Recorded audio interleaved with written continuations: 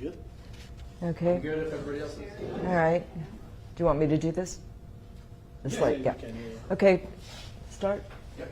All right. Today is January 22nd, 2024. We are interviewing Juliette Richter. The interviewer is Anat Bar Cohen, and we're in Baltimore, Maryland, USA. Good morning. Good afternoon.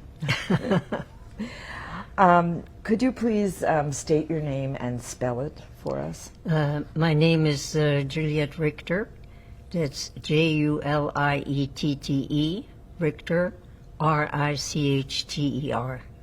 And can you tell us what your name was at birth when you were born? My name was Jutta Bartfeld. Can you spell that? Jutta Bartfeld, Bartfeld. And have you had any other names in the past? Well, I had different names during the war. Okay. Can you tell us what they were? During the war, my nom de guerre was Juliette Janssens. Can you spell the last name? Janssens. Okay. Do you know if your name has any special significance? Were you named for someone in the family? After my maternal grandmother. Okay. How old are you today? Today I'm 89. My birthday is April 12, 1934. And I'll be 90 in about 3 months. Shatova. And tell us what was the name of the town that you were born in? The town was called Breslau in Germany. In Germany. So Breslau is a relatively large city. Yes, it is. Okay. I wanted to also ask you about your family. Would you be able to tell us your mother's name? My mother's name was, her maiden name was Rosa Schumer, Schumer. Okay. And where was she born? She was born in Leipzig, Germany. Germany. And what year? Do you know what year she was born in? She was born February 22nd, 19...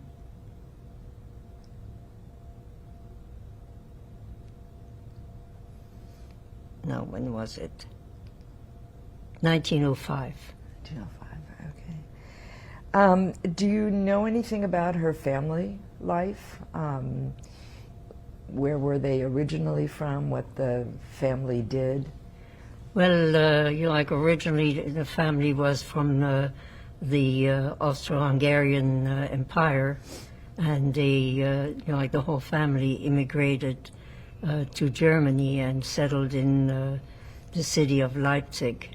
My grandfather had a textile fabric in Leipzig. He employed about 400 people there. Wow. Do you know anything about her siblings? Did she have brothers and sisters? Yes, she had 2 sisters and 4 brothers. Was she educated?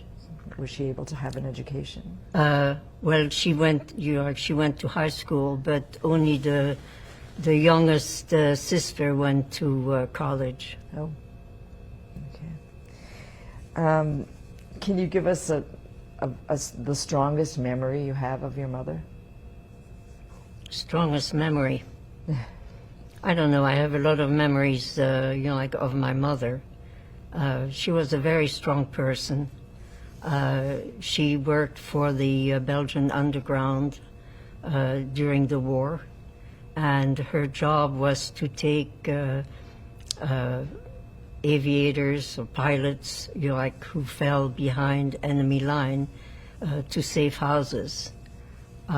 Sometimes, like one of these pilots may have been hidden at our house in Brussels, like overnight, like because she could only take them to these safe houses, like obviously, like at certain times when, when the coast was clear, so to speak. And what I understand that, like over the course of her life, she wound up killing, like two German officers, like who she encountered when she was trying to get these pilots, like back to Switzerland. Wow. So, can you tell us your father's name? My father's name was Leopold Bartfeld, and he was born October 9, 1897. He fought in World War I. Where was he born? He was also born in Leipzig. In Leipzig. Yeah. Okay. Do you know anything much about his family? Yes, like they had 3 sisters, like, and I think 4 or 5 sons. It was a fairly large family, and they were also all from Leipzig. Do you know what his parents did? His father? You mean my father's father, my grandfather? Yes. My grandfather was a Kohan, and he had a large house in Leipzig, and his house was always open to, like to anyone who needed a meal, or like sometimes if there was a dispute, like he would settle the dispute, like between the people that came, like in front of him, and like he was a very kind man. So was he a rabbi, or he was? No, he was another rabbi. He was a Kohen. Can you say what your strongest memory of your father is? Of my father? Like that's hard to say, because the last time I saw my father was when I was 4 years old, like after Kristallnacht, and I never saw my father after that. So other than the photos, like I can't say that I actually have a memory of my father. I mean, the only thing that I seem to remember that he was a very kind man, and he loved his little girls. Do you have any siblings? Well, I had 2 sisters. My youngest sister, like died of cancer, like several years ago.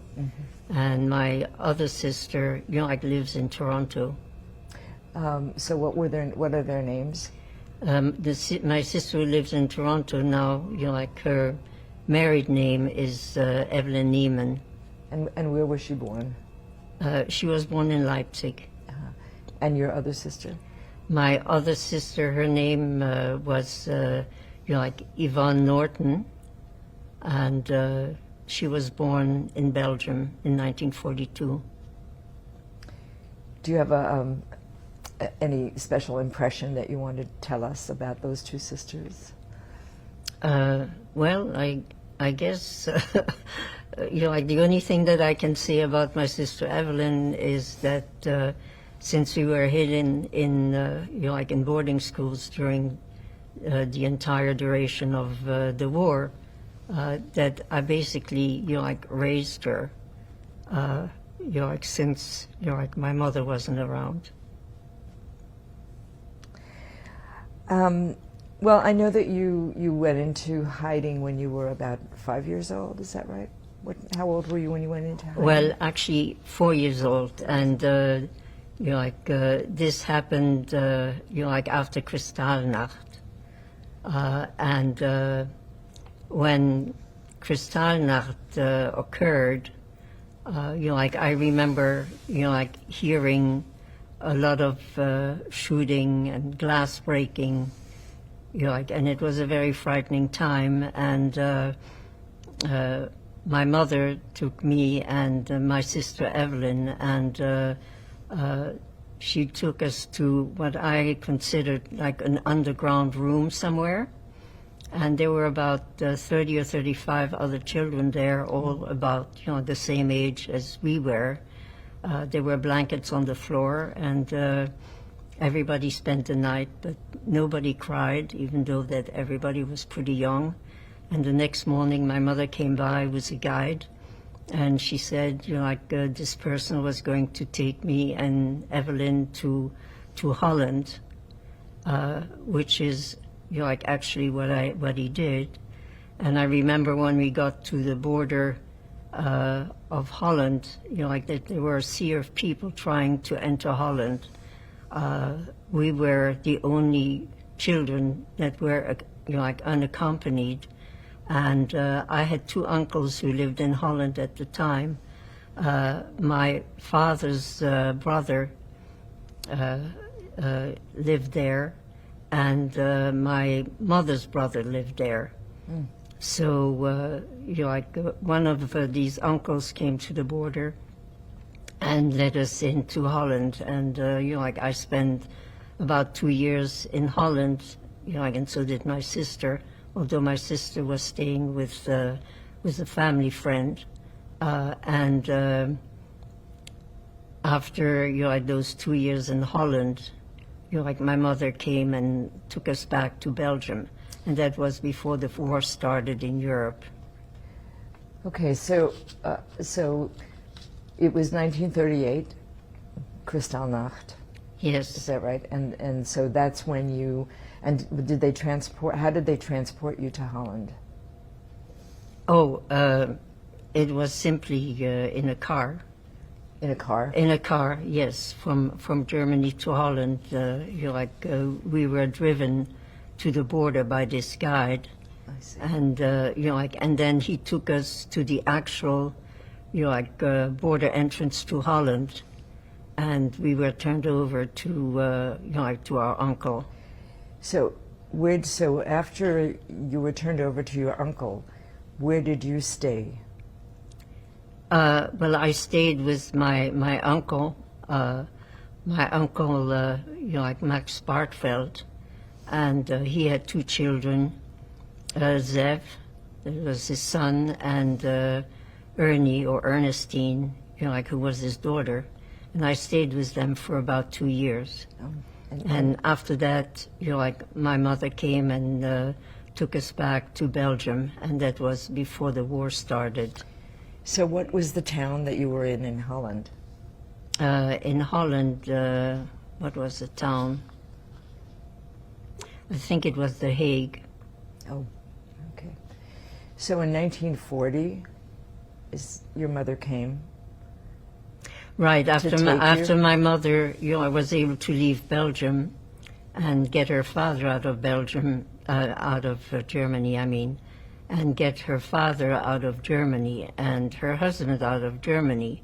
That's when she came and picked us up in Holland and took us back to Belgium. She had been in Belgium those 2 years? No. No, she had been in Germany? She had been in Germany, right. Okay. So how is it that she took you to Belgium? She came to Holland and picked us up. Right, but why did she choose to take you back to take you to Belgium? Because she had escaped, from Germany, and so it was time now to, to get us back home. Okay. So where did she take you in Belgium? To Brussels. To Brussels, okay. And then where did you stay? Well, we stayed, in a house on Rue du Beffroi in Brussels. How long did you stay in that house? I guess we stayed in that house until the Gestapo came to send us to Auschwitz. And my mother convinced the officer to give her, a little time. She said, I have two little girls, and, I need to get them ready. But there was a back door to the house. So, we all fled through that back door. She took me to a friend, a Belgian friend of her called Madame Le Maire, and Evelyn was taken to, like to a family doctor. Okay. And what happened after that? Well, after that, like the Germans sealed the house, and like they removed all the furniture and whatever was in the house. So, that basically was confiscated. Again, the house was out of bounds. So how long did you stay at the friend's house? Well, I stayed with Madame Le Maire for about a year. I went to l'École du Sacré-Cœur. Yeah. That's like a school of the Sacred Heart. Right. It's Catholic day school. And I stayed there until like 1942. Like after that, or like shortly thereafter, I received a baptismal certificate, and so did my sister, from the Archbishop of Malines. His name was Joseph Van Roy, and he had issued 1,000 baptismal certificates, like for Jewish children, and my mother was able to get 2 of those certificates for myself and my sister, but she made sure that there was no record of us having gotten those baptismal certificates, because she wanted to make sure that nobody could find us. Mm-hmm. Okay, so you stayed with this woman for a year. Yeah. Okay. I guess the other thing I should say is that like in the meantime, while I I guess this was probably shortly before I met Madame Le Maire, I got ID cards, and so did my sister, and so my name was Juliette Janssens, and her name was Beatrice Janssens, and these certificates were obtained by the underground. If there was an accident or whatever, like they would pick up the ID card or the passports of the people that had died, and like they would forge new cards or passports, like for people who needed them. And so my sister and I, we were the beneficiary of these cards, like because my mother worked for the underground and she had the right connections. Do you remember what the school was like? And oh, it was a Catholic school? It was like a Catholic day school, and like it was just a Catholic day school. I learned my catechism and and my prayers and all of that stuff. But what I should say is that like actually like before that,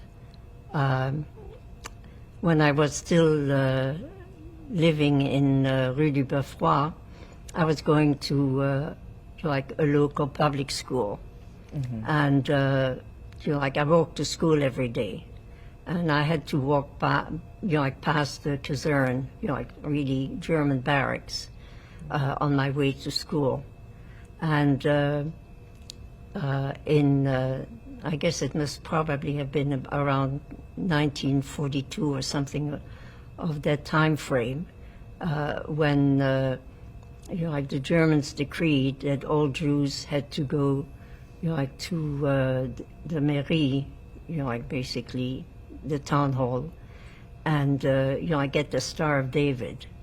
So like a friend of my mother took me there, and I got like they gave me 2 Star of Davids, which I was supposed to which were supposed to be sewn to my coat, and I didn't take fingerprints at the time, of course, so they just took a photo of you, for their for their records, and so the next day, my mother sewed, like the one of the yellow stars of David on my coat.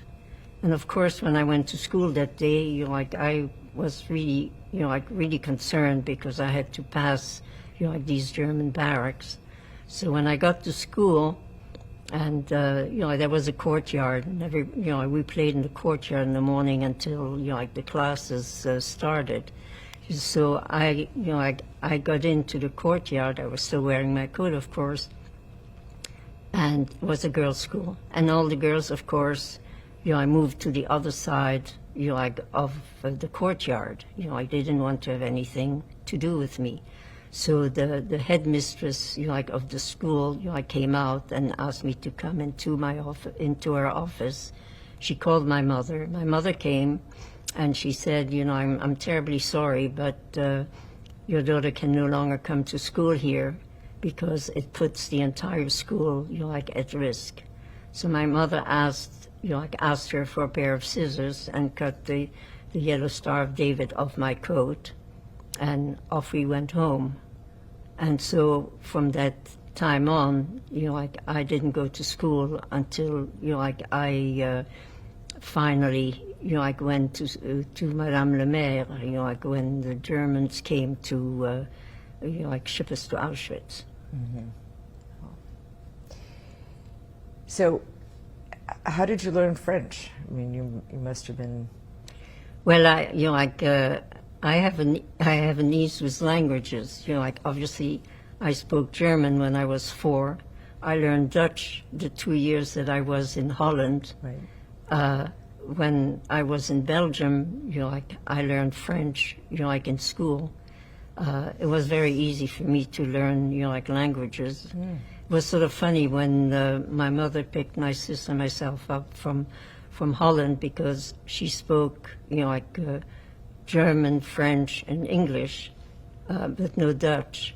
And my sister only spoke Dutch, so they could not understand each other. So it was really funny at first,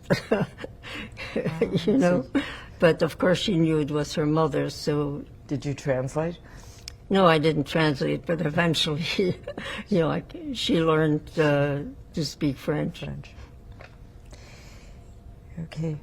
So, so you spent that year in Belgium, and then what? No. I actually spent the entire war in Belgium. The entire war. Not just that particular year. After going to l'École du Sacré-Cœur, my mother sent us to a Catholic boarding school. At near Wavre Notre Dame, where actually it was in Wavre Notre Dame, and at this point, of course, we had false names and and false baptismal certificates, and they were given to the Mother Superior at the Catholic school. So my mother didn't take us. A Belgian friend of hers took us. And so, nobody really knew that we were Jewish. Yeah, I was going to ask. I mean, we didn't look Jewish. We spoke perfect, French, and I spoke Flemish, which is, like Dutch. So, everything was in order. So how old were you then when you went to the boarding school? I guess it was in 1942. So in 1942... So you were 8? Yeah, I was 8 years old. What do you remember about the boarding school? All I remember is that my mother never came to visit us. And and sometimes it was a little bit worrisome. While I was at at that particular school at Wavre Notre Dame, we had an incident. There was a chapel, you know, of course, you know, like on the premises and the priest. And, you know, like we were in the chapel one morning when a V-2 rocket stopped right on top of the chapel, and you know, like the priest told everybody to get on the floor. And I thought, my God, you know, my life is going to end, and you know, like, and everybody's going to be dead. But we were very lucky because that V-2 rocket, you know, like took a turn, fell into a nearby field, and killed an unlucky cow.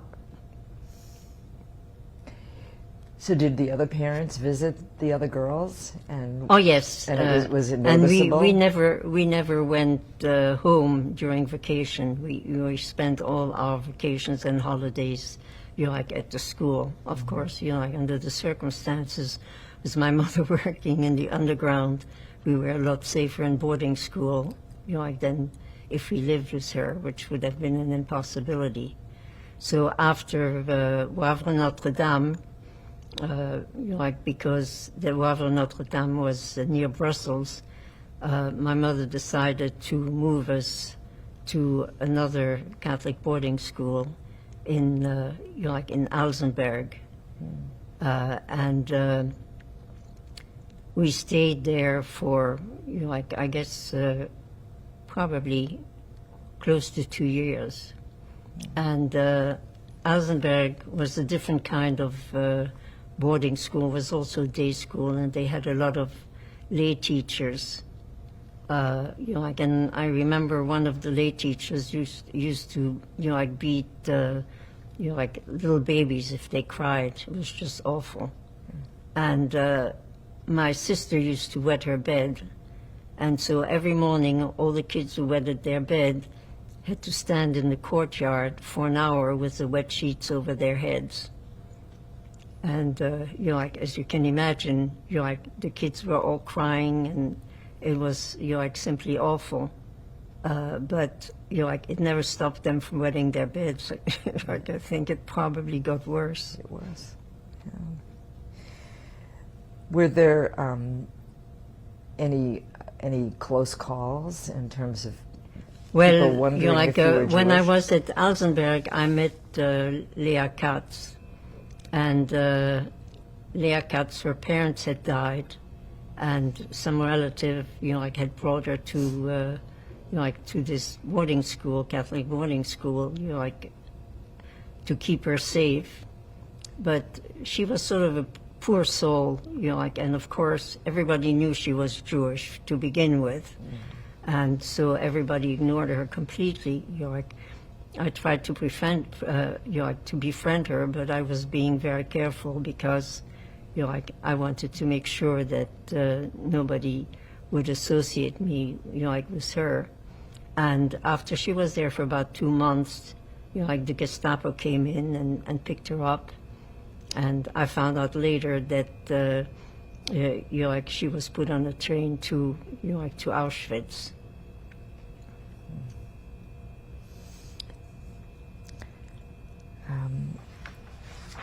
Okay, so after the 2 years at the school, what happened next?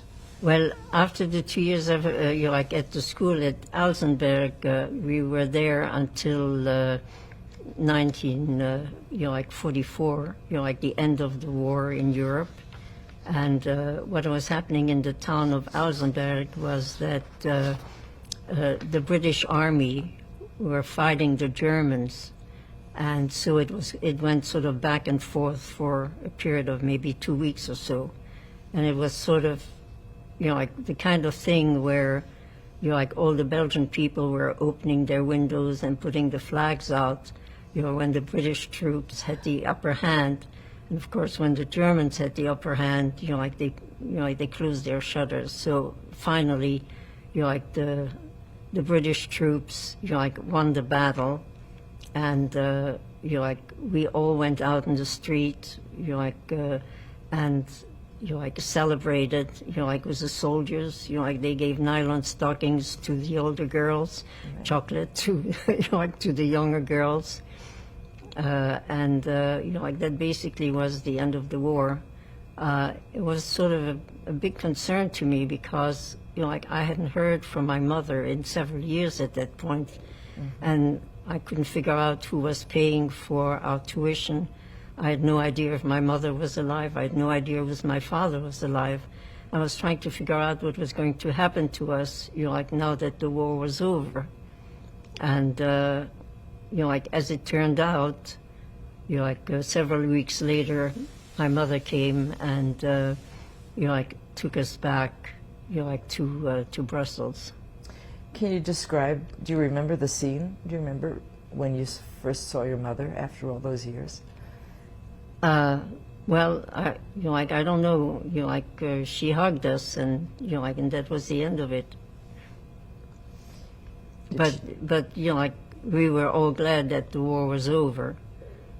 Like because like it was like a very harrowing experience. Like all those years, hidden in different boarding schools and worrying that somebody might find out that we were Jewish and like possibly like send us to a concentration camp where we might have died.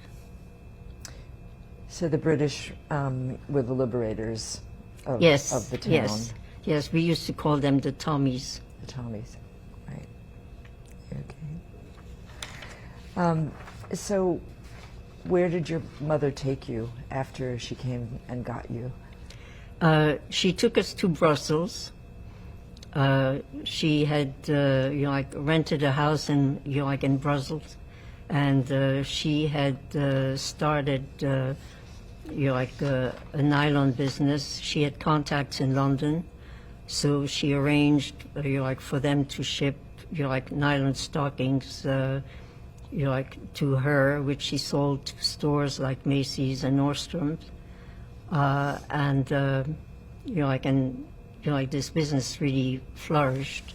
Like at that time, she lived in Brussels at Avenue de la Reine, and we were in Waterloo, in the town of Waterloo, like where she had bought like a house, and we went to like to the local school there, like for I guess a number of years until we came to the U.S., which was in December.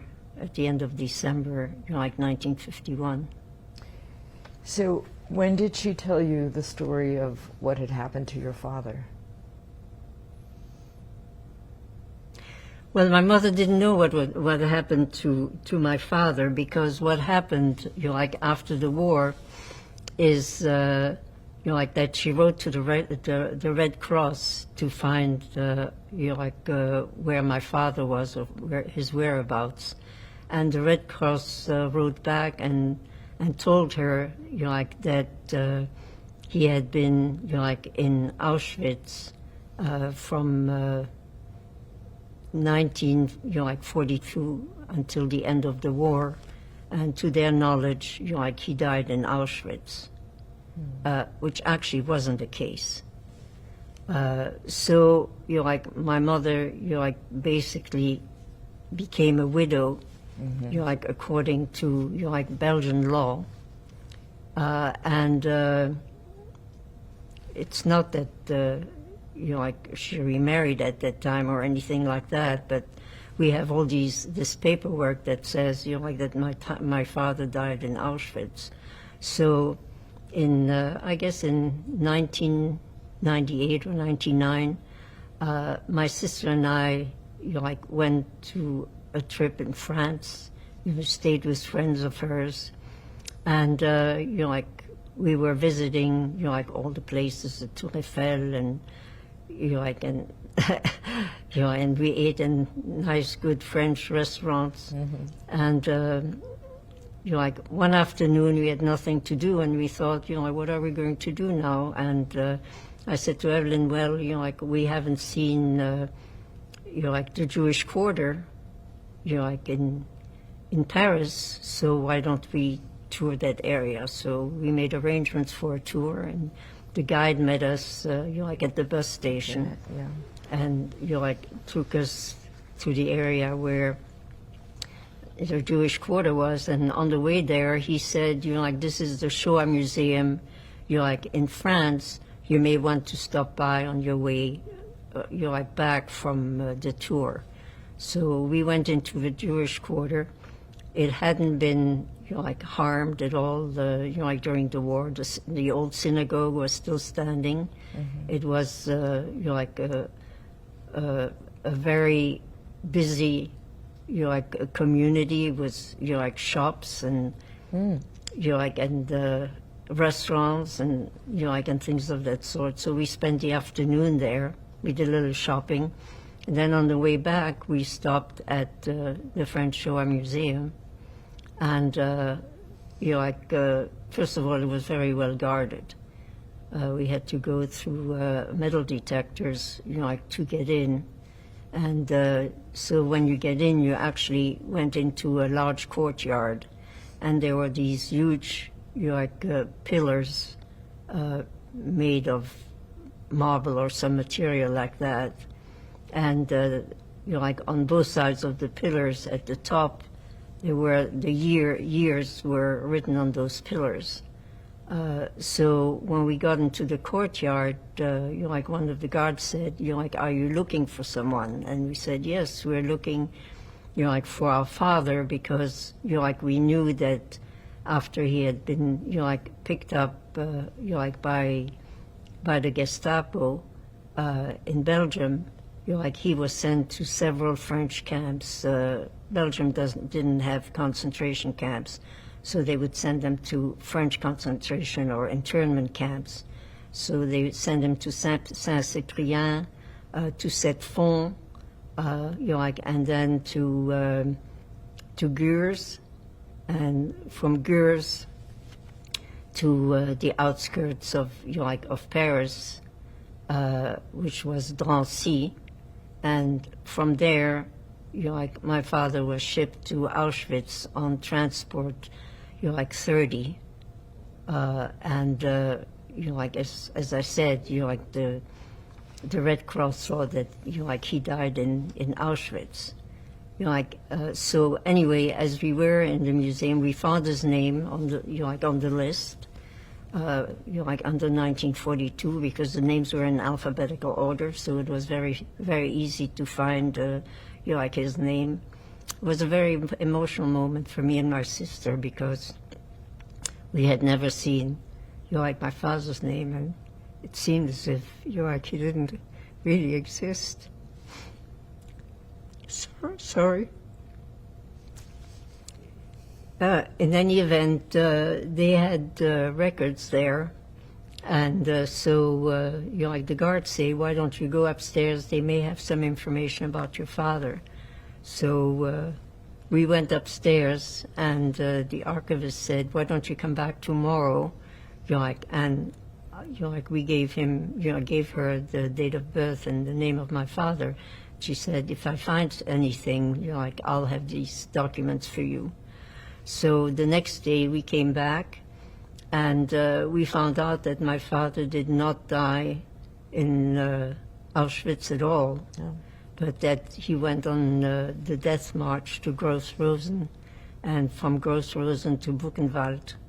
And he died in Buchenwald, like about 3 weeks before the Allies liberated the camp.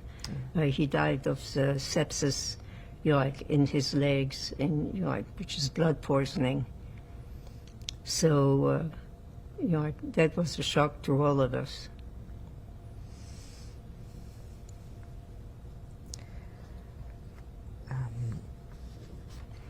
Now, the other thing I need to tell you is that after the war, my mother decided to send us to Marquin in Belgium.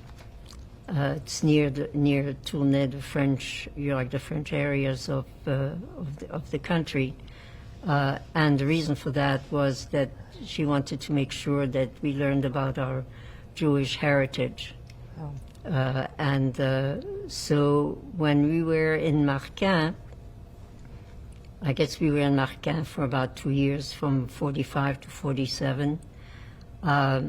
One day when we were in in the dining room, like somebody called my name, And I turned around, and it was Lea Katz. She was alive. She's alive. Like she was, like she spent 2 or 3 years in, like in Auschwitz, but she survived Auschwitz. She couldn't believe that I was Jewish. And she said, like I was the only person, like that made her life worthwhile. Sorry, I'm getting so emotional. No, perfectly fine. Have you maintained your relationship with her? Well, I did, like after the war, actually,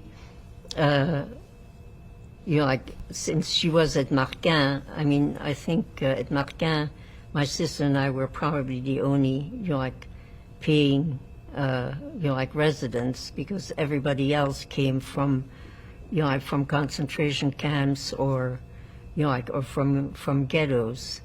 And, like that's where she came from, where,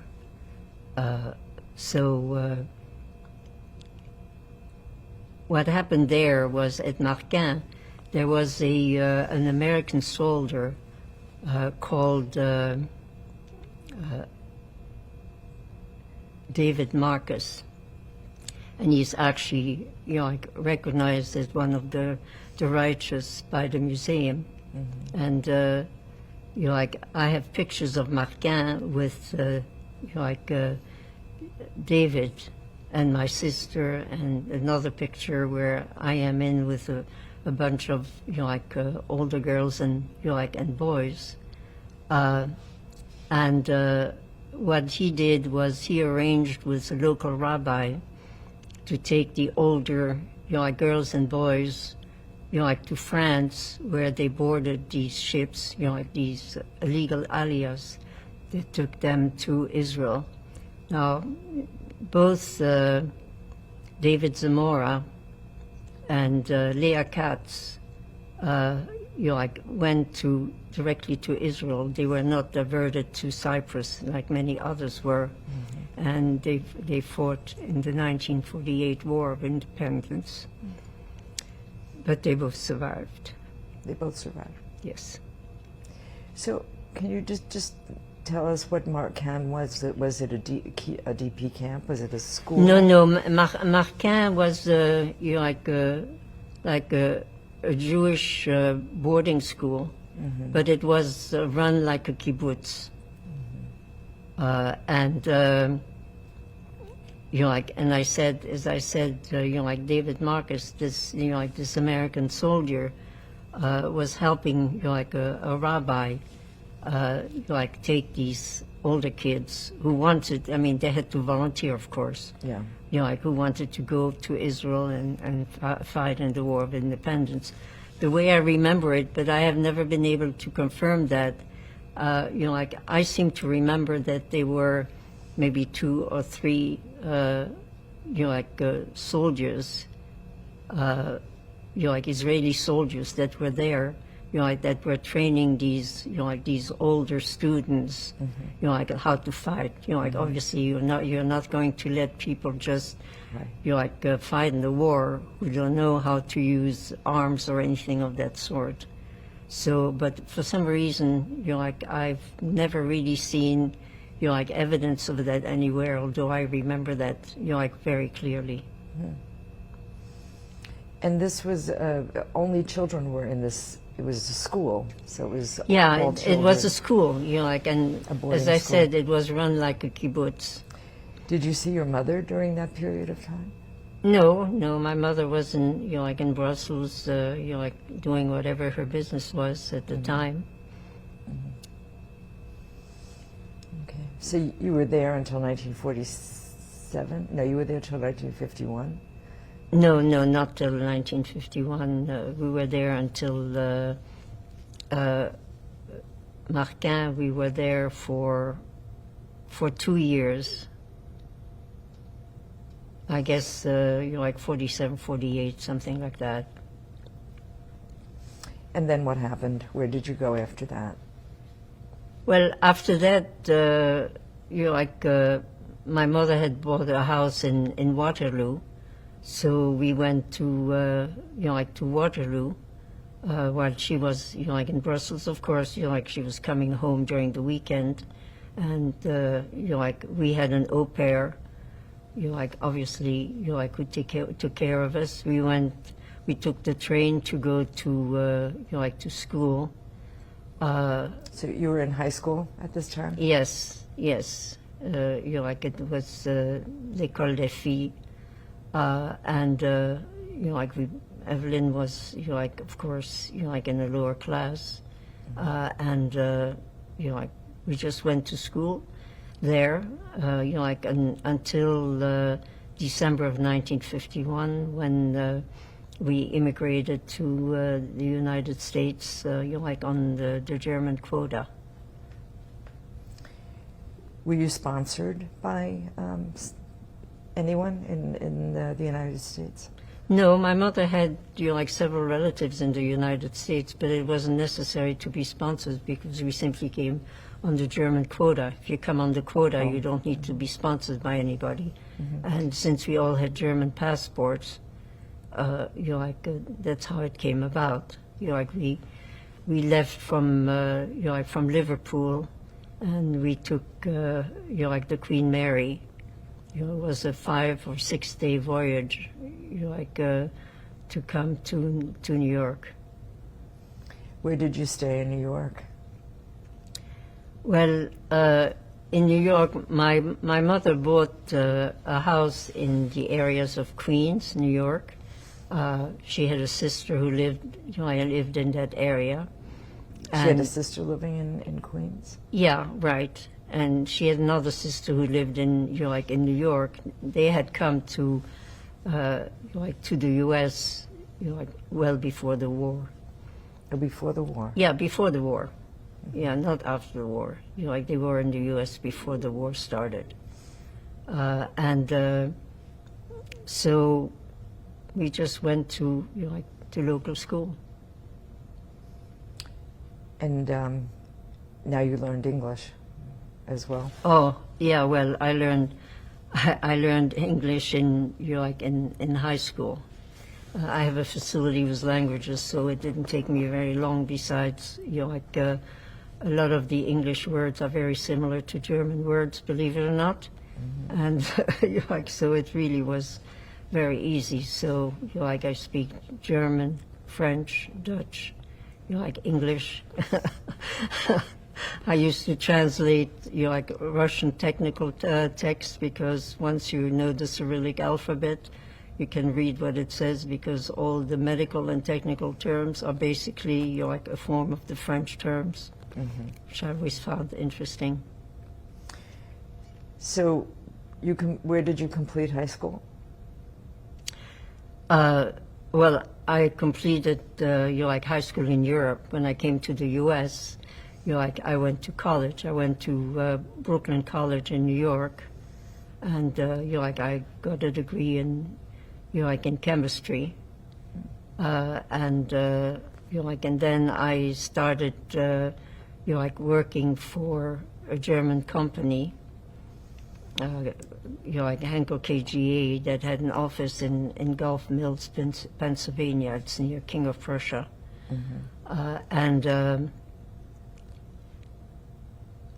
I was working in the R&D department. So basically what I was doing is I was translating the results from the research in the R&D department and sent it to Europe. And the same thing, there was an arrangement with a French company in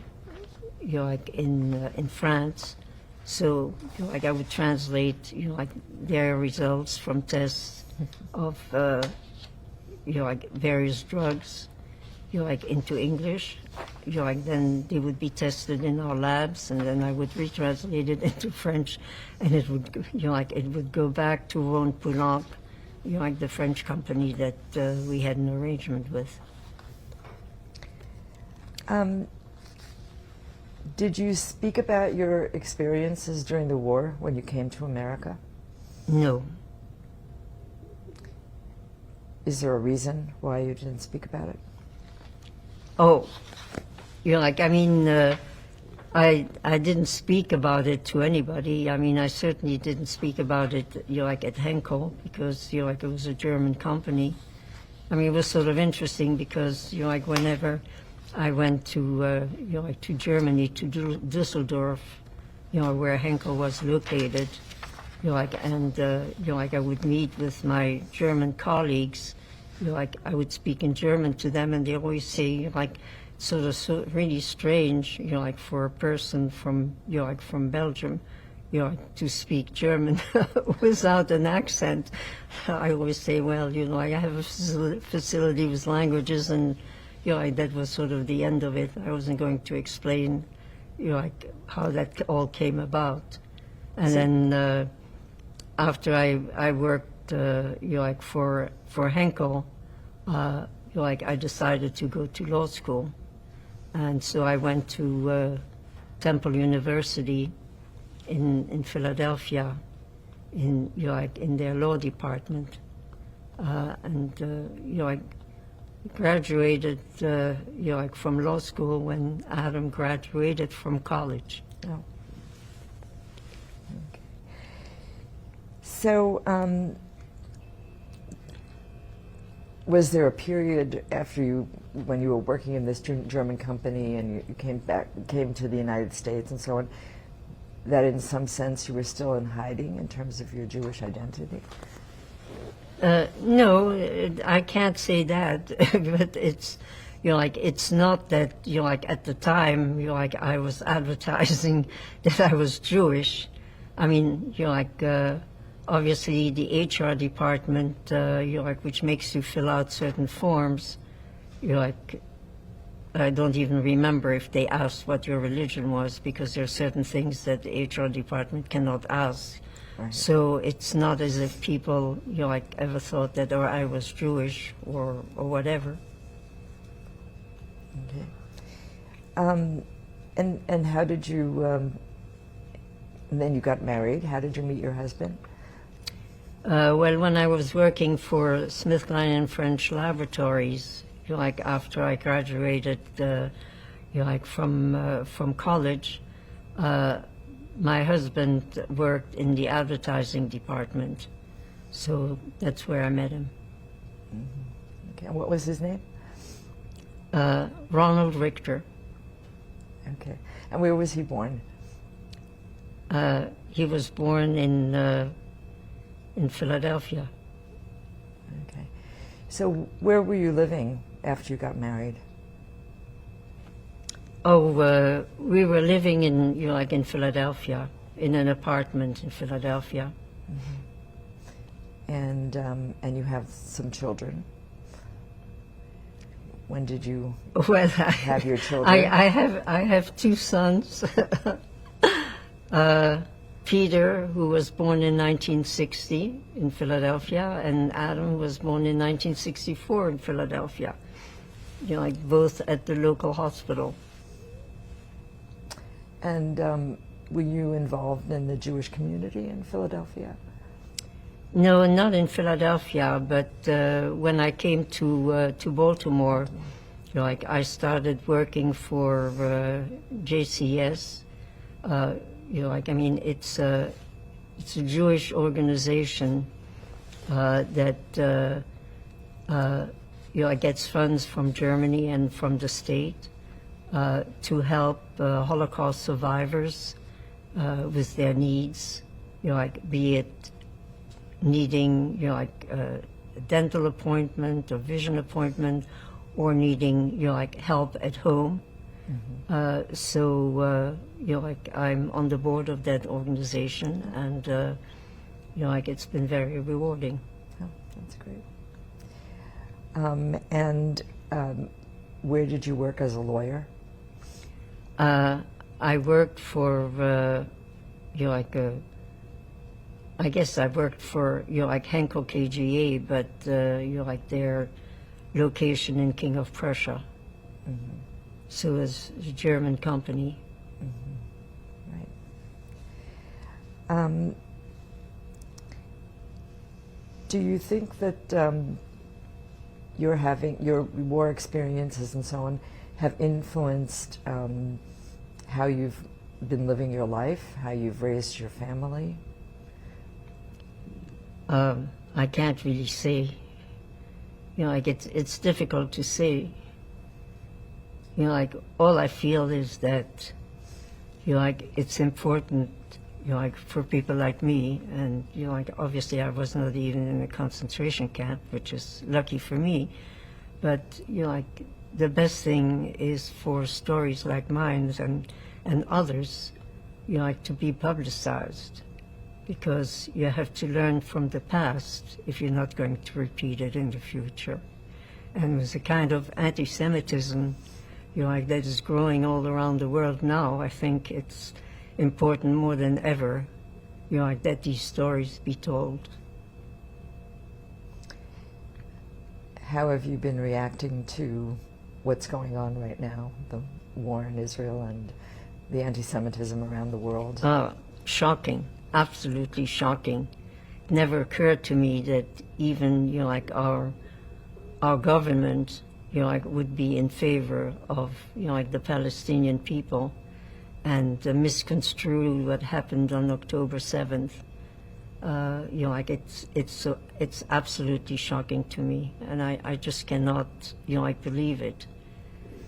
It seems more believable that it would have been happening in Europe, but in America, and the extent to which it is happening in America, like it's not only shocking, like it's troubling, and like, and I don't know what you do, like to change people's minds, but like hopefully, story like mine and others, like who have experienced like the traumas of war, like will help like some people reconsider their points of view.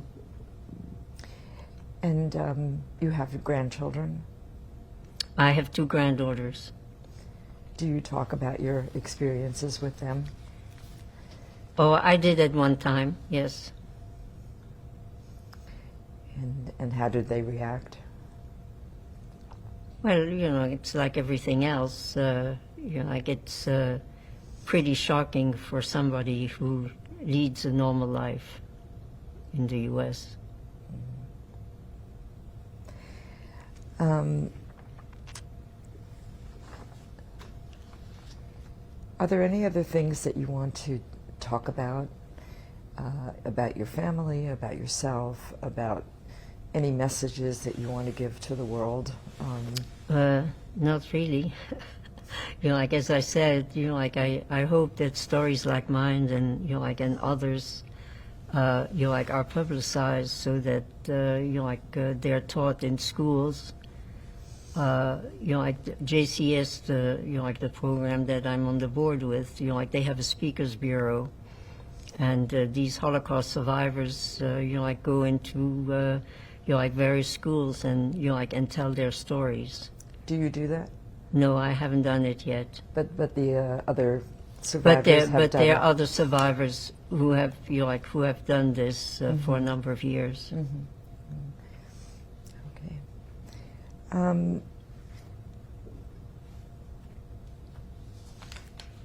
I think I've completed my questions. If there's anything else you want to add? No, not really. Not really, okay. Well, thank you very much. Well, you're welcome. Very important what you have said. I think we can maybe go over the Okay, over the photos. the photos, and then we'll have your son come in. Okay. Are you sort of an off period right now? Yeah. Okay. So there's maybe 1 or 2 other things that you might want to talk about, Mom. Like the. You can when you're on okay. camera, you can ask her. Oh, okay. Well, I mean, it's the soccer league that was reformed. Oh, yeah. Oh, yes. Grandpa and great uncle. Oh, yes, you're right. So that's kind of and that's not really a me. I mean, it'd be more of an interview. Okay. Type thing. Right. It's kind of. It's kind Are of. we? Yeah. Let me just get out of the way. So that here. would be Yes, I think yeah, a she really mentioned that nice to me piece. earlier. I'm sorry Yeah. that I didn't remember that. Yeah. And then, so there was that, and so every year when Mom's gone out there, she's like one of the masters or mistress of ceremonies because it's the Max. Are you sure you don't want to have Leo that Cup. conversation together? I mean, it's kind of a good interviewer piece. I mean, we can talk about it too, but it's just it's a Okay. pretty interesting story, and Okay. it would be better extracted from an interviewer and Mom tell you the story rather Okay. than me sort of muddling it up. Okay. And then, so then, you know, she speaks, and a lot of the survivors speak. You know, they have a Jewish week in Leipzig combined with this Max Leo Cup, which has kids from international soccer teams from all over the world coming into it. And then she gives out the trophy. And then the other part of it was that we did kind of a pilgrimage to the concentration camp where my grandfather ultimately died. And we were able to get to the barracks where he actually died. Now, something I forgot, and I have one of my agents is bringing it up. We had taken some artifacts from there, some little, you know, stones from the threshold. So if you want me, when I'm speaking, to have them in there, if that sort of makes it more meaningful. If you say not so much, then don't worry about it. But I just had them running it up. If you feel like that would be a piece of interest to sort of. It's up to you. If you Yeah. want it to be in, then we'll do it. Yeah. Sure. I think that might be pretty meaningful to bring it you know, full circle. So. You mean they're Um, bringing it now? Yeah, I asked them to bring it up because I completely forgot about that, and then I just was sitting here going, oh man, so I asked if they would Okay. bring that up. I don't know if you're on a time constraint. No, I'm not at all. Okay. No. So I- Well, do you want to But this would be a Go- good thing for you to. continue Okay. the interview then? Yeah, let's continue then. Yeah, we're good. Okay. I think there's something important that you need to tell us about a tribute that you created in your father and uncle's honor. Yeah, well, it's not actually a tribute. It's my father and my uncle were among a group of soccer players, you know, like in Leipzig, Germany, that founded this, you know, like this organization, this sports club called SG Bar Kochba. And it was founded in the 1920s by my uncle and my father, and you know, like, and several other sports players. And they, you know, like, they played teams from Germany, and they played teams from Austria, from Switzerland, from, you know, like, from different countries. You know, like, until 1938, you know, like, when you know, like, the group was disbanded. So there is an organization in Leipzig that is, you know, like, I guess, the child of, so to speak, of, no, what's his name?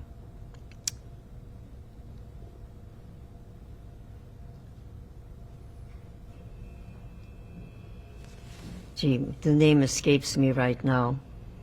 Christopher Schumacher, who started, you know, like, a soccer team, you know, like, in memory of my father and my uncle.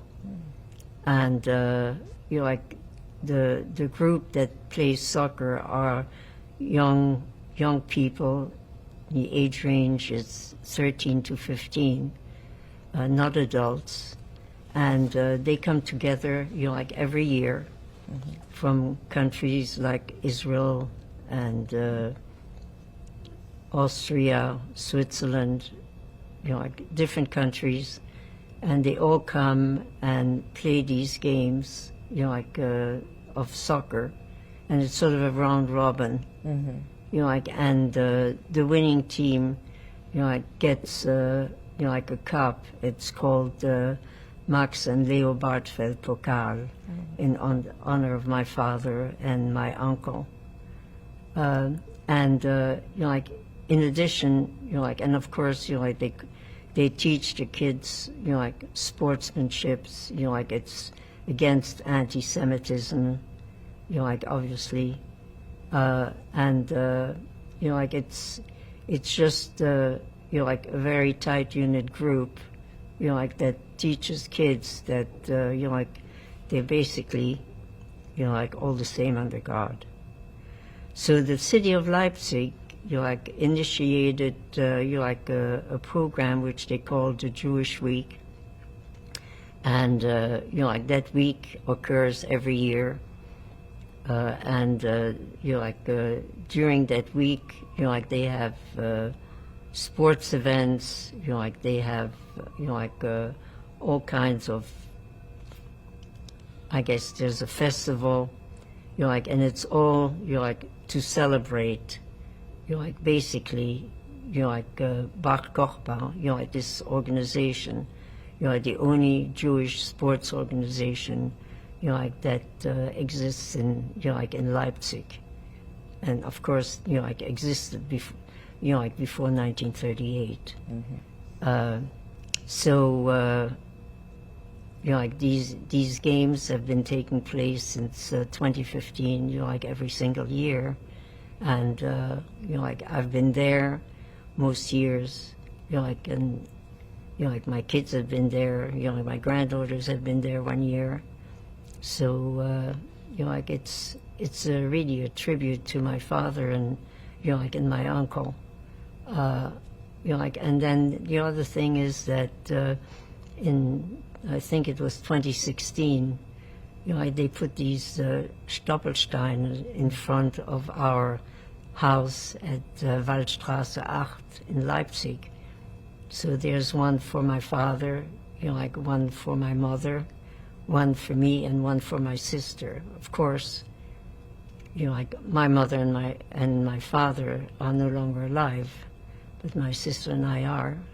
So they're, you know, like they're metal plaques that are put in the sidewalks, you know, like in commemoration of, you know, like people that, you know, like suffered during the war or died during the war. And what is your role when you're there? What do you do? Oh, well, most of the time, you know, like when I'm there, you know, like they ask me to make a speech. You know, like you know, like frequently there are journalists there, you know, like that will interview me, and you know, like and my sister, you know, like because they want to know a little bit about what our lives were about, and so you know, like that seems to be happening, you know, like every year that I was there. Well, so you get to tell your story. Well, you know, like Some part of in broad strokes, not you know, like in any kind of you know, like of detail. I mean, it's primarily, you know, like revolves around, you know, like my father and my uncle. And did you and your family visit some of the other places where you lived? Well, you know, like I visited Auschwitz. It was the World War II Museum. You know, like there, it was, you know, like a tour of, you know, like of Germany and Poland. You know, like about a 12-day tour, and one of the days, you know, like we stopped at Auschwitz. You know, like which of course, you know, like was a very depressing situation, you know, like to say the least, when you see all these shoes and, you know, like all these suitcases, and you know, like, and all these pictures of, you know, like of prisoners in Auschwitz, and you see the gas chambers, you know, it's so inhumane, it's beyond comprehension. And then, you know, like the year that both my sons and I think both of my sons were there. We went to Buchenwald. You know, like, and that of course was a very emotional, you know, like experience. You know, like to see, you know, like the area where he died, and you know, like I mean, you know, like we even saw, you know, like where his, you know, like where his tent was, or the camp was, you know, like where he passed away, you know, like before the camp was liberated by, you know, the American soldiers. And of course, like they cremate the dead, so like his body was cremated, and like the ashes were thrown in, like in a river that flows nearby.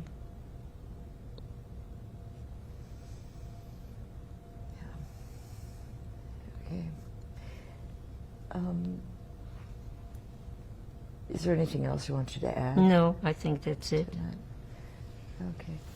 Yeah. You get the pictures in next. We're going to look at some of the pictures Okay. and documents that you brought.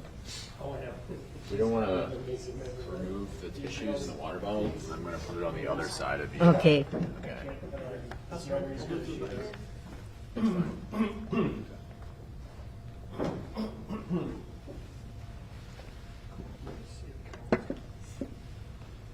Do you want us to wait for? Yeah, I just want to see. Oh, she said, yeah, let me just call my wife real quick. She just said she's on the way, so I'm just wondering how soon that'll be. Just so it's not too long. We should be done, like fairly quickly at this point. Hey, when did Carol leave? Alex is Okay, going to so help she should be here just about set up 15 minutes. for the Okay. pictures and that kind of thing. We're not 100% sure what the order should be, so Okay, cool. Thanks for finding Do you have a special order in mind, or it doesn't matter? No, it doesn't really matter. The thing is that, can you take pictures of the pictures? Because I want them They're back. filming it. Oh, we're filming it right now. We're not going to take Okay. them away. Oh, no, they're filming it right Okay. now, and you're going to Okay. tell us. You're going to tell us what it is. Okay. Well, this is a I don't think we're ready. for a second? Okay. You remember? I think so. Okay. I'll go with you, Wait, hold on. just in case. Should we start? not yet. One second. We'll wait. Okay. We can wait for them if you would like. Well, I don't want guess- them to come in and interrupt. Neither do I. Yeah. Yeah, so let's take out the pictures that I brought along.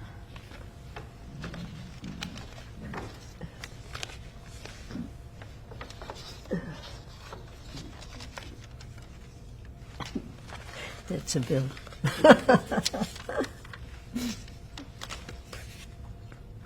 Okay, so If you want, we can start with this first one. And Yeah. Go through the list. So this is a picture, like of me in, like in Leipzig before the war. I'm probably, like about 3 or so in that particular picture.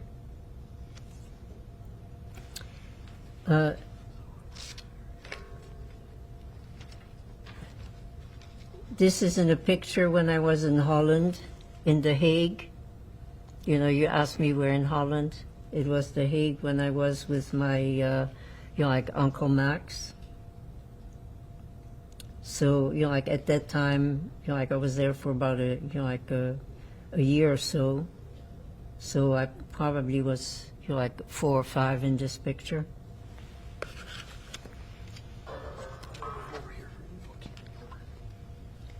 Now this is a little bit hard to see, but this is a picture of me when I was living with Madame le Maire.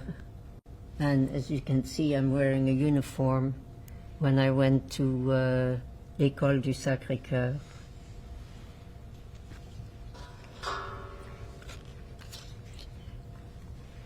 This is a picture of me when I was about 2 years old.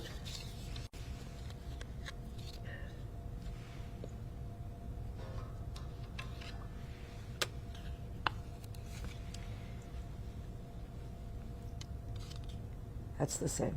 Okay, so this picture, I'm over here. This is when I was going to, the regular school, and like this was one of the teachers, and we were just out for a walk.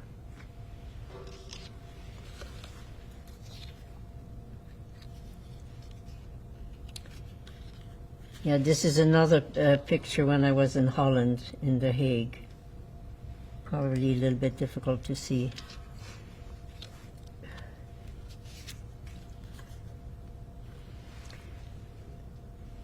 This is a picture of my sister Evelyn when she did her first communion at the Catholic school at Ausenberg.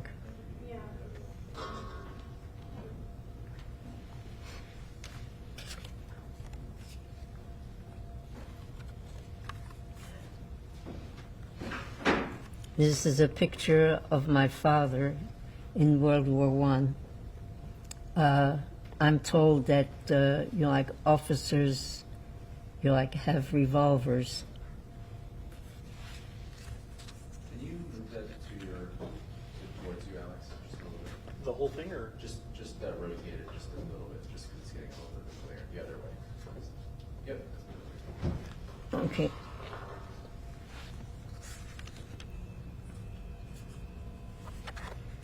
So this is another picture, like of my father, and the ribbon he has, signifies, like the Iron Cross.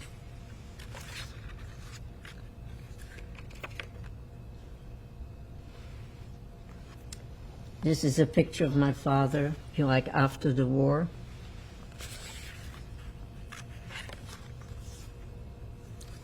After the First World War. After the First World War, yes, of course.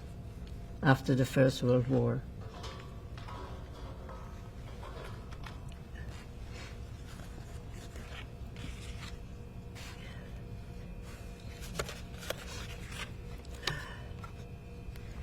This is a picture of my mother when she married my father.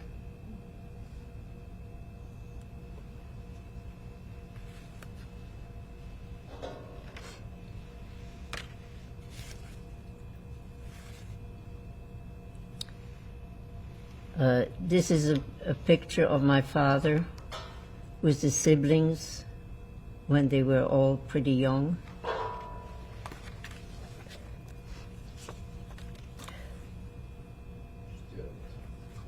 oh, can we do that one more time? I'm sorry. Can we get that picture one more time?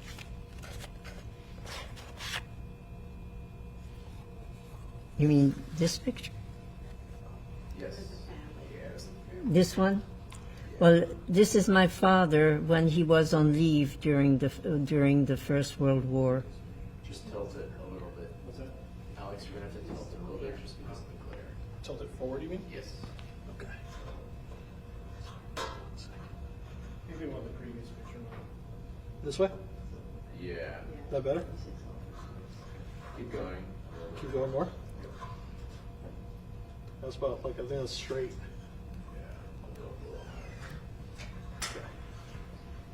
Just like completely flat. I think they want the previous one that you with the kids, With the siblings. the siblings. Yeah, I have another picture of the siblings, which is.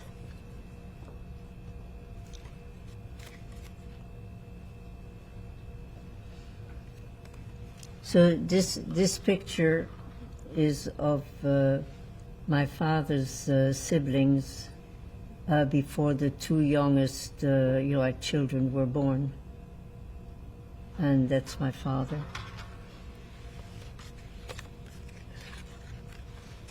Hold on, we're just having a little bit of a glare. If you put that last one down one more time.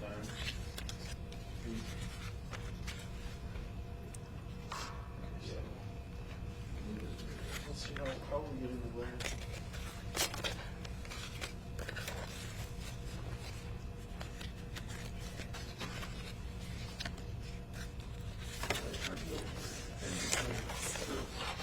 That's much better.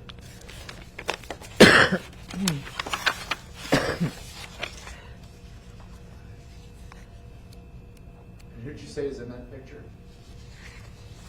That's my father here. Like, and these are the other siblings, but that's before. I have a picture of the entire group, which I'll put up. Let me find this one.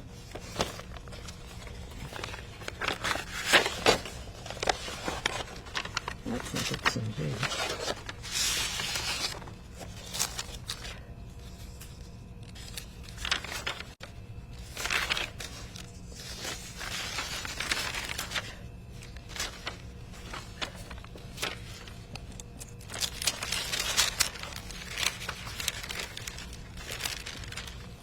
So that's a picture.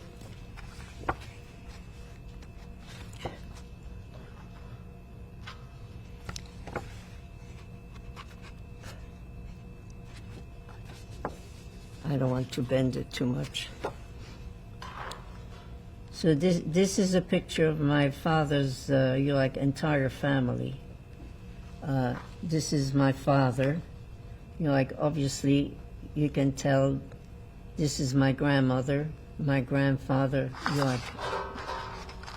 Bartfeld, and those are the other siblings,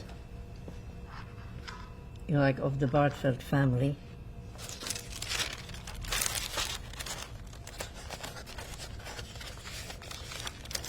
Maybe this picture will come out a little bit better. That's my father again.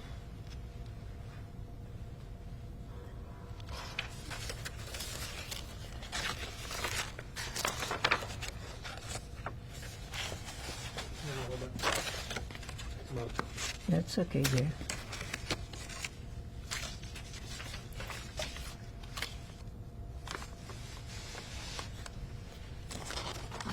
So these are pictures of Marquin. The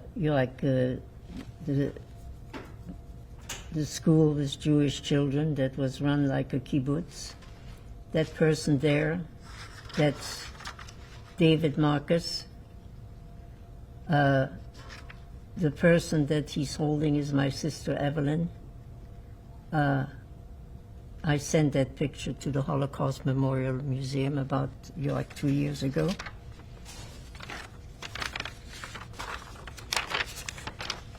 This is another picture of Marquin.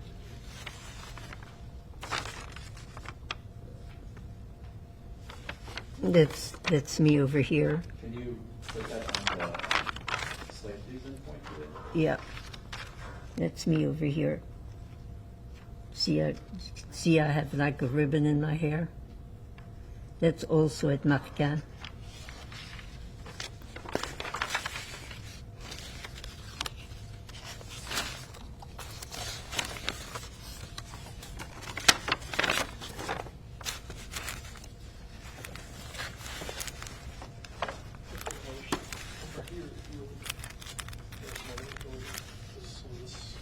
Okay. Okay.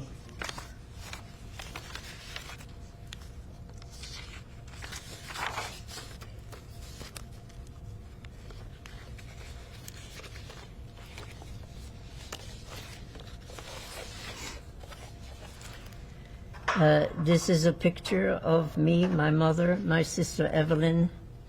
Obviously well before the war in Leipzig.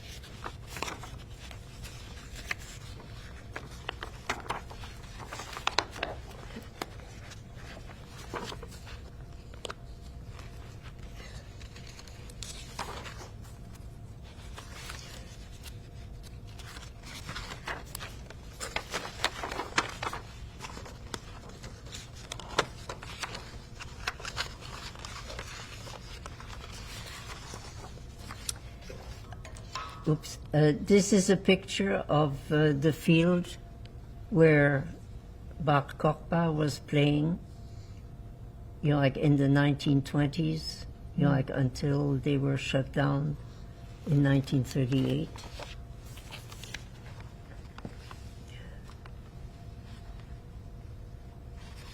These are just some playbills.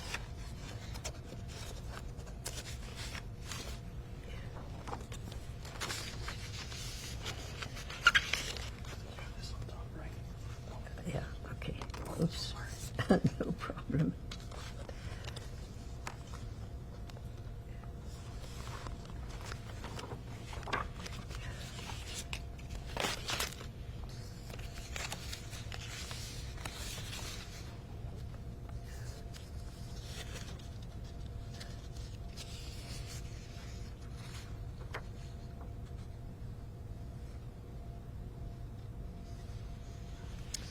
Like, this is a picture of one of the concentration camps where my father was. Like, it has its numbers, like, and his date of birth and things of that sort.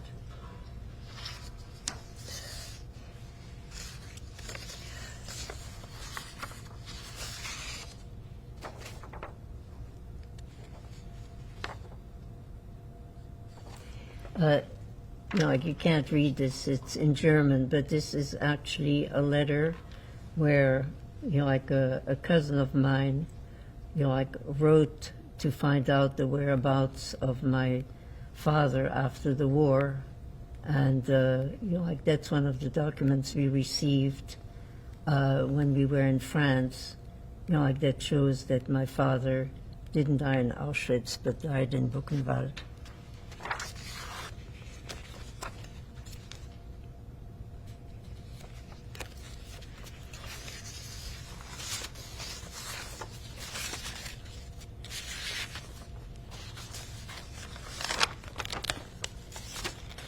Okay, and so this is the brochure for the annual football festival in Leipzig.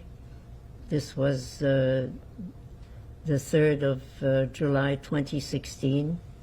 You see here St. Max and Leopard Feldpokal. So that was the cup that is given to the winning teams.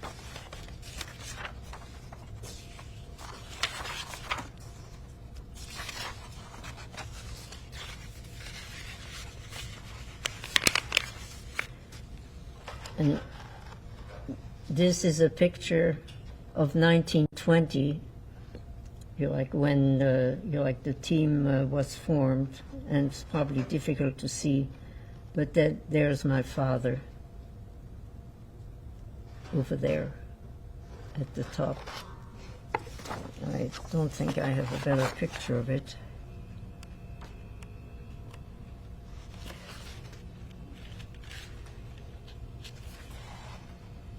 And so it had both a women's soccer team and a men's soccer team.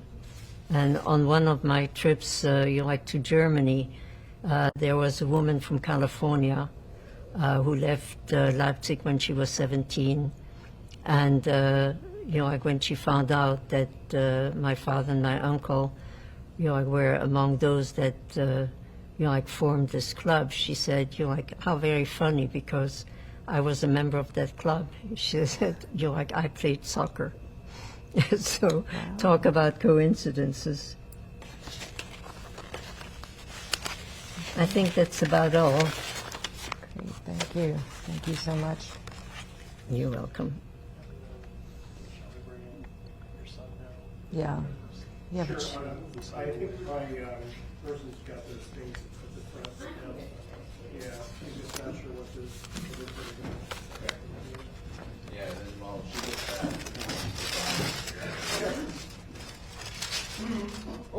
I think there are 2 pictures in there. Yeah.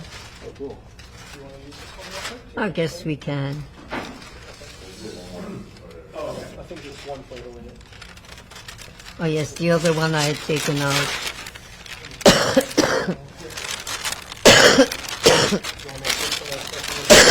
What? You want me to start organizing? Yeah. oh my. Okay, so this is a picture of my father at 17 when he enlisted in World War I in 1914, and he fought on the Western Front, for the entirety of the war, and he was decorated with the Iron Cross, the Eiserne Kreuz, which is like the highest award for bravery.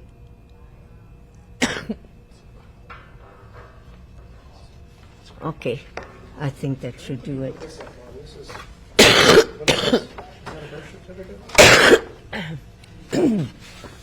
Yes, this is my birth certificate, my German birth certificate.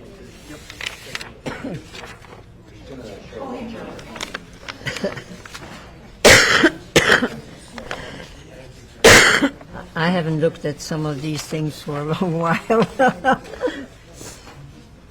It's wonderful that you have them.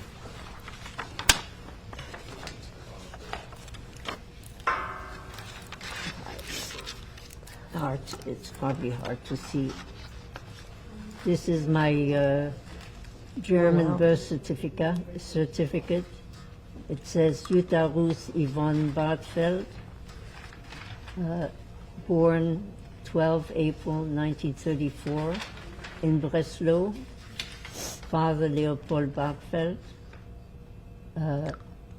mother Rosa Bartfeld, née Schumer. And it's obviously stamped by the German crest.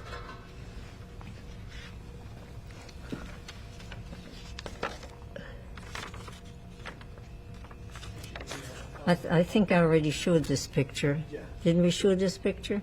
Yes. We did. Oh, Yes, we did.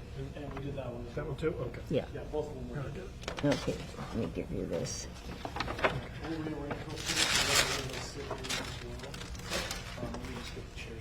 So how do you how do you incorporate the pictures? How is it done? They filmed it, so it'll be part of the video. Okay, all right. I mean, they may do some editing. Yes, yeah, but probably will require some Yeah, editing. it requires some editing, but Yeah, yeah, but Okay. it's so the now first. we're going to. Are you running? I'm going to try to split this over here. I'm going to lower this a little more towards the middle so it's in between.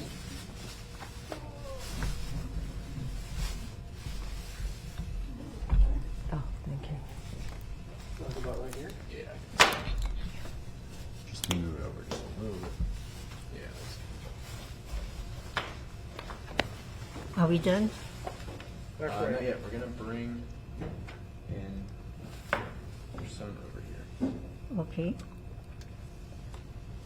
you want to bring anything over? I'm just gonna bring it up a little bit. You know, only a couple of years ago, I finally got my birth certificate. I was born in Germany in a DP camp, Oh, really? and I have it, and I have never been able to. It's in the old German. I'll show it to you. Okay, Maybe you can translate. okay. Okay. And then what we can do is show that afterwards. Okay. Is that okay? Sure. Is that okay with you as well? Sure. Just give us a second while we just. Hello. She did great.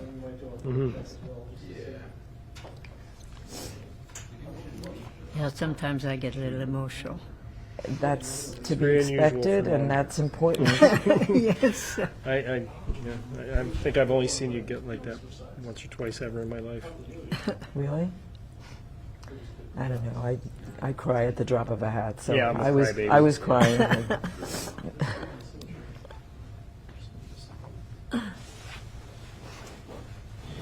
You both look great right there. Yeah. Yep. Very nice.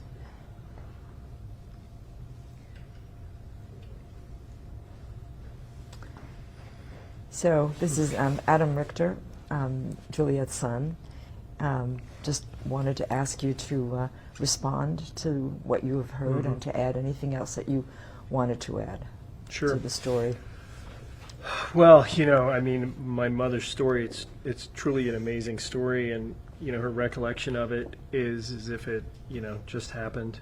And over the years, from time to time, Mom will recount some of these stories. Usually, some family members have to ask her, or friends.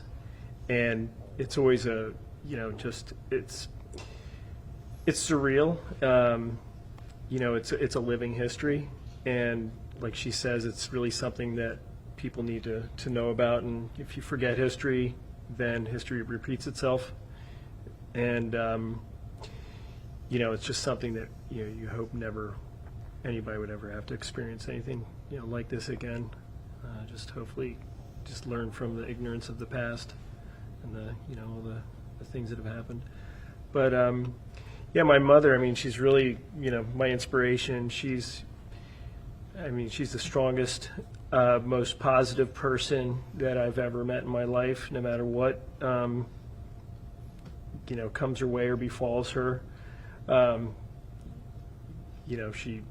She just kind of perseveres and never really attached to anything of monetary nature. I think that, this upbringing that she had to go through just taught her so much about, the reality of what's really important in life, and that, just being a good person and not being so attached to monetary items is really what's important in life.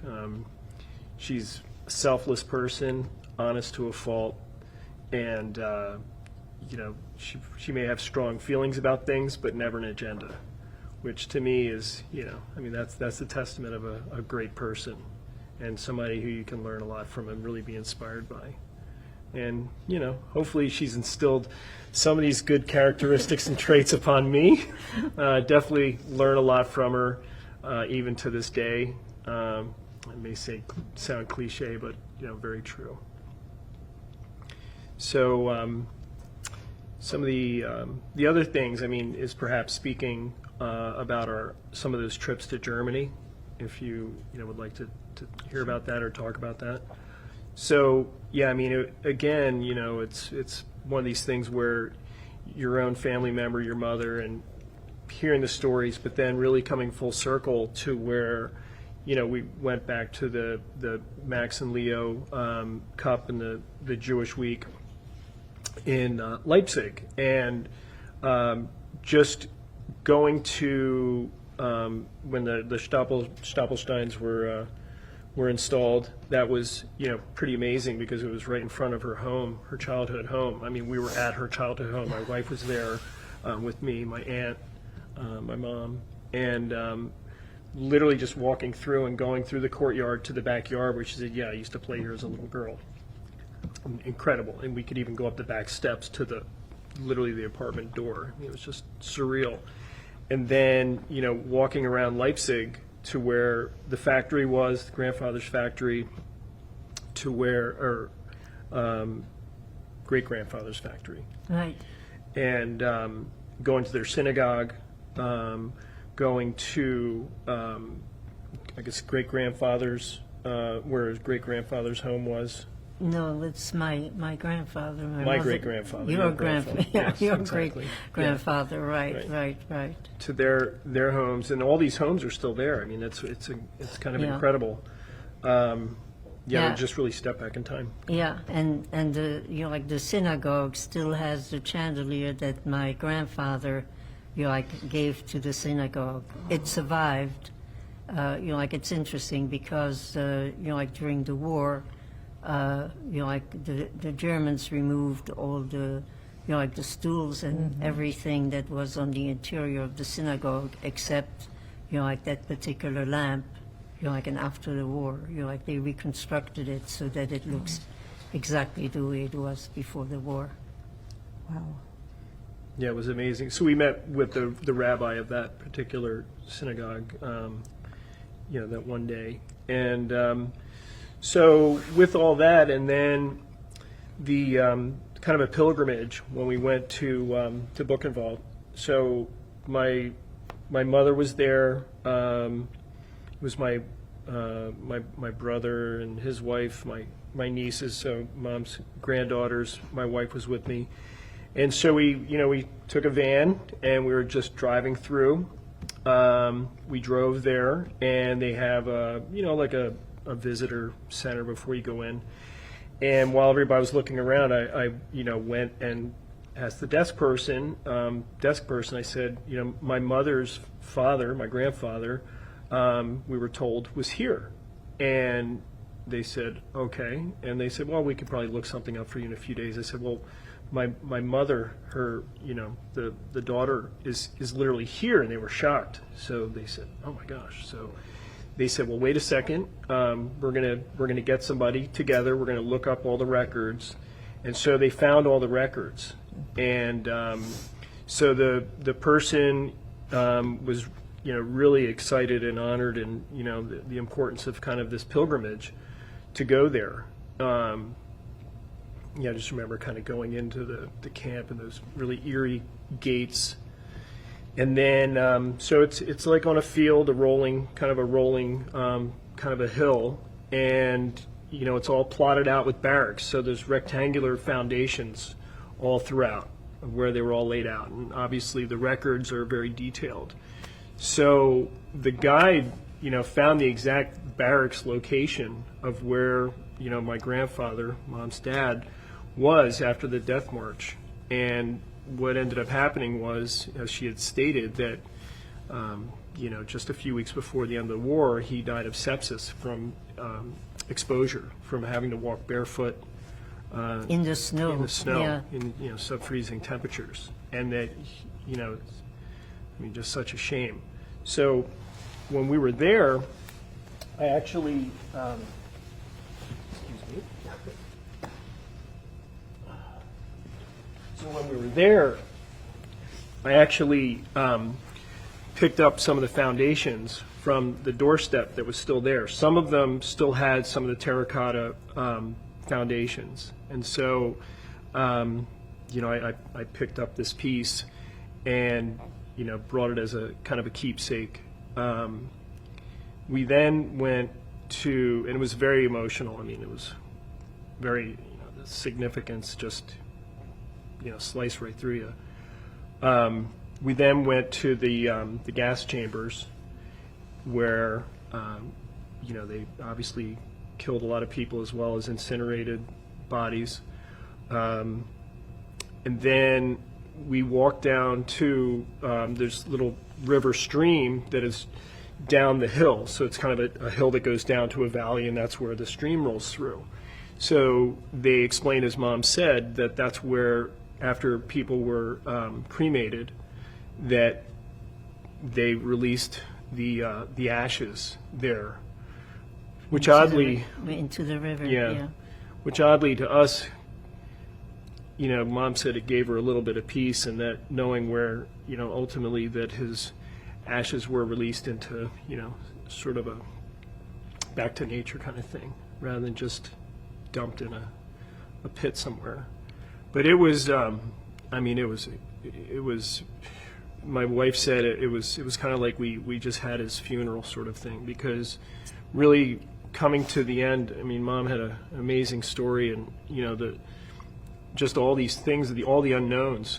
And then for all these years, we thought he had died in Auschwitz. Growing up, that's what my grandmother, who used to recount a lot of these stories as well, who was a very amazing woman as well, that's what we all thought. That's what she thought when she passed ultimately in her 90s.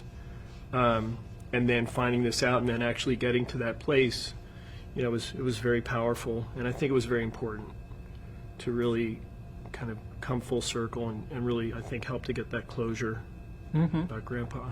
Right. So, yeah. Thank you, dear. Thank you very much. Did you want to show us? So the other, this stone is from the, we also went to where the original stadium was. So they actually had a field in the stadium. So it's completely demolished now, and unfortunately an unscrupulous developer in sort of the dark of night destroyed all what was left of it to try to get a deal through to build on it, which ended up getting an injunction to stop it. But there was a few of the remains of some of the stadium, and this is a piece of the remains of the stadium that we were also able to gather up. So, it's pretty amazing to walk in the footsteps of the past and then see these places, that we had then come to see later in life. There's a lot of the things that growing up I had no real idea about, and then, slowly some of these histories were uncovered. So it's pretty amazing. And the whole thing with the soccer league is that Leipzig, which wasn't really talked about in this interview, was behind the Iron Curtain.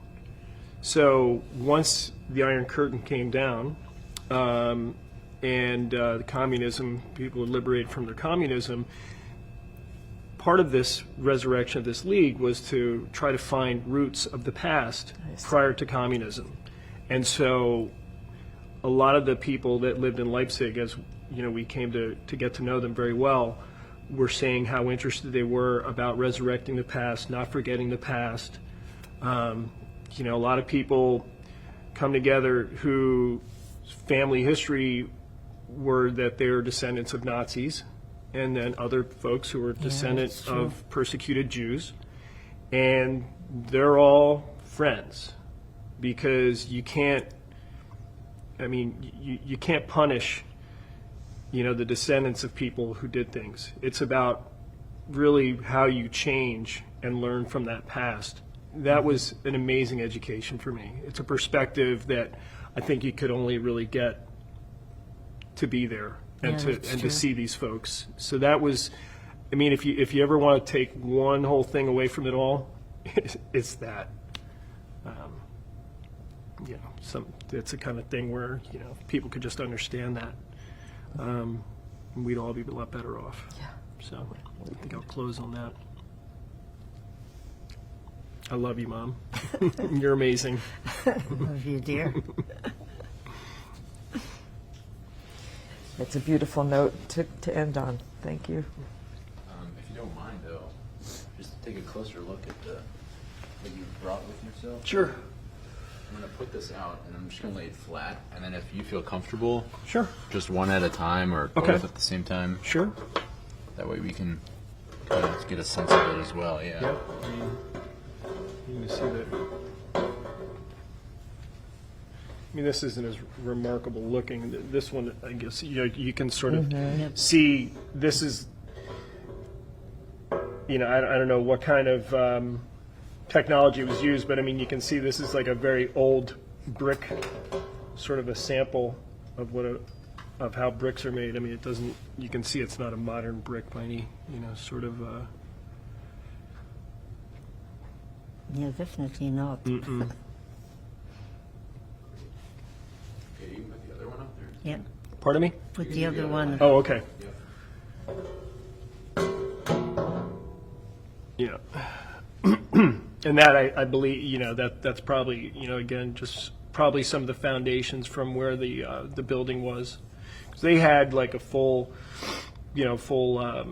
dressing rooms, and you know, it was a grandstand, showers. You know, it was. I mean, it was literally like it was Like a a true sports stadium. complex. Yeah, sports club complex. Yeah, it was pretty amazing, especially for back then. Yeah. Yeah. Are you good with that? All right. I'm good. Okay. Thanks.